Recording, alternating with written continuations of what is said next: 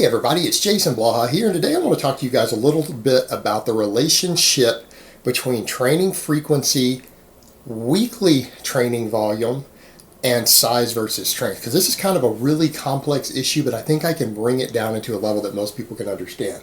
So let me put on my +5 out of weaponsmithing, work on scaling up my crafting a little bit, and let's talk about this. And I think we need to compare this both in terms of primarily for completely drug-free lifters who aren't using drugs of any type versus people who are on drugs a little bit, because the drugs changed the rules. They changed the curves and all this, and that's what people need to understand when we're talking about these things.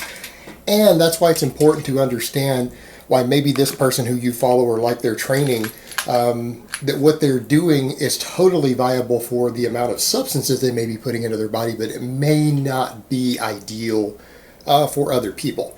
Now, when you look at the total sum of the research out there, like all the stuff I've compared with Dr. Brad Schoenfeld, who's done tons of studies on this stuff, looking at muscle growth and different things, going all the way back to a lot of data, going back 20 years on muscle protein synthesis, the stuff we've seen with the Norwegian powerlifter study, which was one of the first real looks we've had at adjusting training frequency for drug-tested powerlifters who are all intermediate or advanced lifters already, of what affects their muscle growth, their strength, everything else as far as training frequency.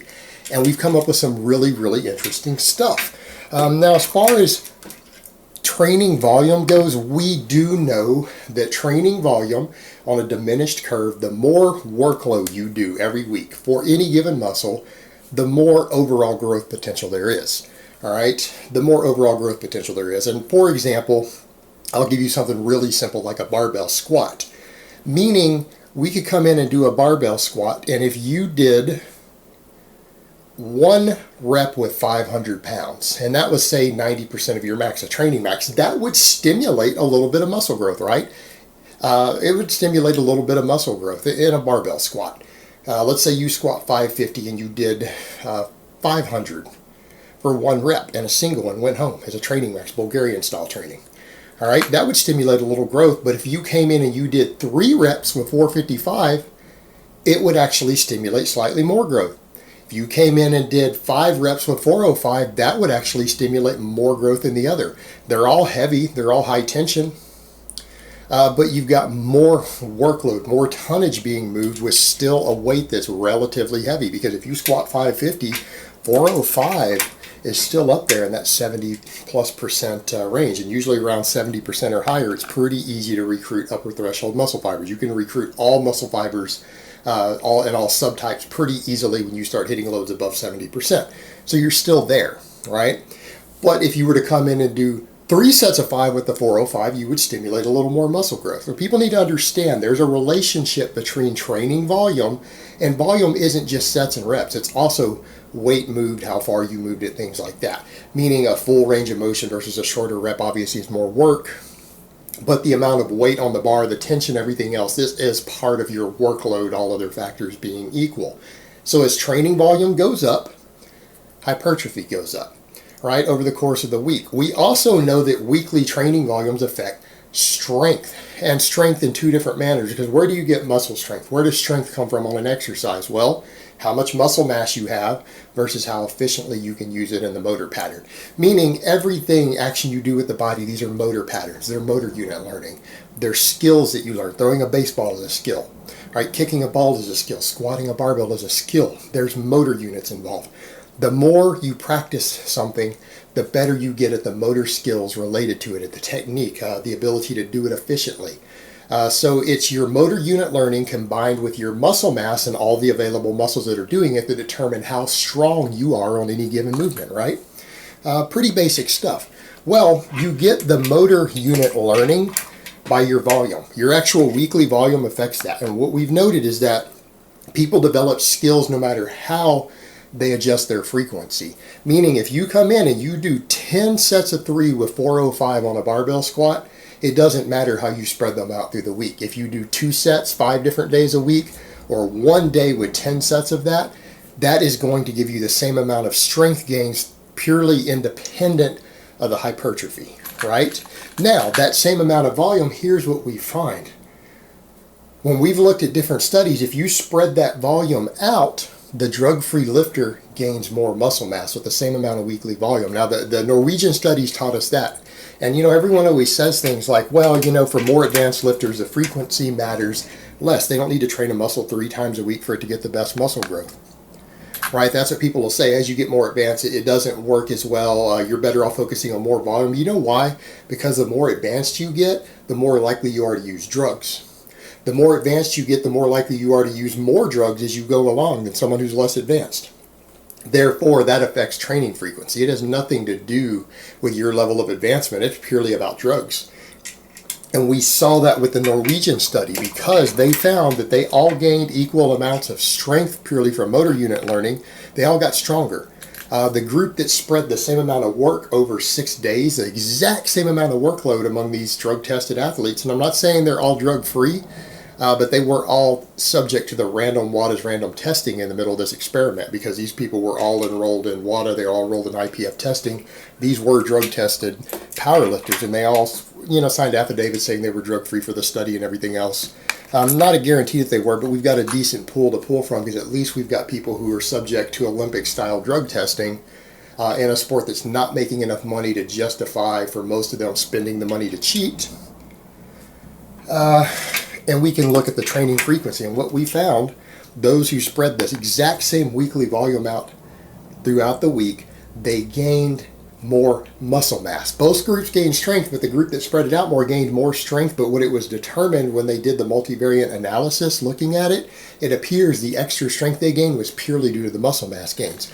They gained statistically significantly more muscle mass spreading their squat volume out, for example, throughout 6 days. They were squatting over 6 days. Versus the guys who were doing it at lower frequencies. They gained more muscle, and this was in even more advanced lifters. So what we've noticed is that training frequency, even when volume is kept constant, gives more muscle growth to people who are drug-free. All right? Now, we could argue about what's ideal. Some people will say, well, shouldn't we all be training each muscle 6 days a week? Maybe, but that's not convenient for everyone's lifestyle. That also has the potential for more overuse injuries because you're taking no days off. And it's very, very little muscle mass difference gained between doing a lift 3 days a week versus 6 days a week and splitting the volume. So we could argue about what's better all day long. All right, we do know it has more muscle mass potential to spread it out beyond that, but I think most people would do better on about 3 days a week. Because it will give you time to rest in between, give your connective tissue and stuff time to rest. You're less likely to need a deload. Because you got to remember, there's always a price to pay. Anything that's stimulating more muscle growth is taxing the body more, and accordingly, you're probably going to have to deload more often. So it makes sense that even though the volume has been kept constant, the more you spread it out, you're growing faster, you're probably going to need to deload more frequently. Again, just due to connective tissue and other stuff. So it's not always saying, hey, you need to do every exercise 5 or 6 days a week. Most people would still do fine on 3. And 3 gives you a really good muscle protein synthesis uptime, because what do we know about people who don't take drugs? We know that your growth window is only between 28 to 48 hours after you train. And what we find is that weekly volume has a diminished returns, but so does daily volume on training. All right, and the more volume you train with, the less you grow per extra unit of volume that you add in. In other words, there is a finite amount of muscle growth you can stimulate per session, and as you get closer to that, it requires you to do far more work to get more growth. In other words, when you double your training volume from a decent amount that stimulates muscle growth, you only gain maybe 5 or 10% more muscle gains as a result of that. And part of that has to do with the fact that the volume itself requires you to recover. So if you come in and you do X amount of number of sets of squats, it will require you a certain recovery time to recover from that. While you are in the recovery time, you are gaining less muscle mass. So until you're recovered from it, your muscle gains are going to be slower. So if you're not fully recovered from a squat session, for example, for over 48 hours, you haven't fully recovered until you've already stopped growing. All right, that means that you will get less muscle growth from that workout session. So even though you might have done a lot more work, you impeded into your recovery inroads so much that it cut into your growth window so much that you didn't gain any more muscle mass in some cases than had you done half the volume or a negligent amount more. So it makes sense, given that muscles only grow 28 to 48 hours after a training session. And the more volume you do per training session, the longer it takes those muscles to recover. Therefore, it makes more sense to spread the amount of volume out over more training sessions. Okay? Hopefully that makes sense there. So what you have there is that training frequency for drug-free lifters actually seems to be more important than total training volume per week. But training volume absolutely affects growth, because even each one of those growth sessions, if you train with a little more volume and you're still able to recover from it in a reasonable time frame, you will stimulate more muscle growth. Whereas in strength gains they don't care about frequency, meaning if you do X amount of squat work per week, you're going to gain X amount of motor unit learning and strength no matter how you spread it out. Which is why you will see someone like, and I can't pronounce his name, the Russian guy who now holds the world record in the raw with wraps squat. He comes in and he squats once a week, deadlifts once a week, bench presses once a week. Okay? But he does 10 to 12 sets. And he does them very heavy. And he does various like linear periodization, does weeks where he starts with 12 reps, like 12 sets of 12, and then over blocks of months he works himself down to lower reps. But he keeps the sets really high. Why? Because he keeps his motor unit learning really high. Given that he is very big and he's holding a lot of muscle mass, he probably uses an enormous amount of anabolics. All right, here's the thing. Anabolics change that curve completely. Remember, drug-free lifters have elevated muscle protein synthesis for 24 to 48 hours after you train. Drugs give you elevated muscle protein synthesis all the time.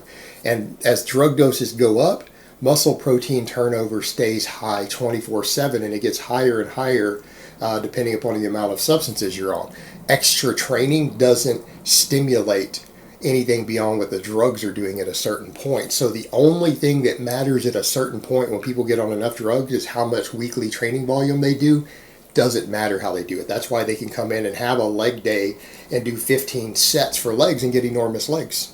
Whereas a natural guy probably needs to have multiple training sessions per week to maximize leg growth, because he's got to keep resparking that muscle protein synthesis, and he can't recover as quickly from higher volumes. Whereas in the people on the drugs enhance recovery. They can recover very, very quickly from that high workload session. So you'll see guys like that who come in and train that way, and he's very successful. The guy squats over 1,000 pounds with knee wraps and no squat suit on. That's pretty impressive. But again, his training style lends to the fact that he probably uses enormous amounts of exogenous supplementation. So he's getting really the best of both worlds. He doesn't need to care about the muscle protein synthesis uptime of a natural guy, and he can come in and focus on doing one lift for 10 or 12 heavy sets. Get all the motor unit learning, because believe me, you do 12 sets of squats in one workout, that is a lot of motor unit learning. I don't care how many reps you're doing, you're getting a lot of reps, you're getting a lot of volume, you're getting a lot of first reps. First reps in each set translate over to your max more than your other reps do. So he's doing like 12 first reps in a training session. That translates to an enormous amount of motor unit learning. Combined with the fact that he's doing a high amount of volume in one workout, which works great with drugs, and so he gets the best of both worlds. Whereas in someone who's a completely drug-free lifter, they may not do as well. They would probably do better spreading that 12 sets of squat out throughout the week, doing 2 sets twice a week. 2 sets 6 different days a week, or even doing 4 sets over 3 days a week. So Monday, Wednesday, Friday coming in and doing 4 sets of squats. Spreading that volume out, they would probably get better results because they're going to get more muscle mass from it instead of just the motor unit learning with a little less muscle growth. So hopefully that makes sense. And a lot of it's contrary to what a lot of people believe. A lot of people do believe, and I used to believe this to some extent, till I look closer to the data, that doing an exercise more frequently will give you better motor unit learning out of you, because more practice you'll do better at it. But the truth is, it only matters how much total practice you get at a skill set, not how frequently you're doing it.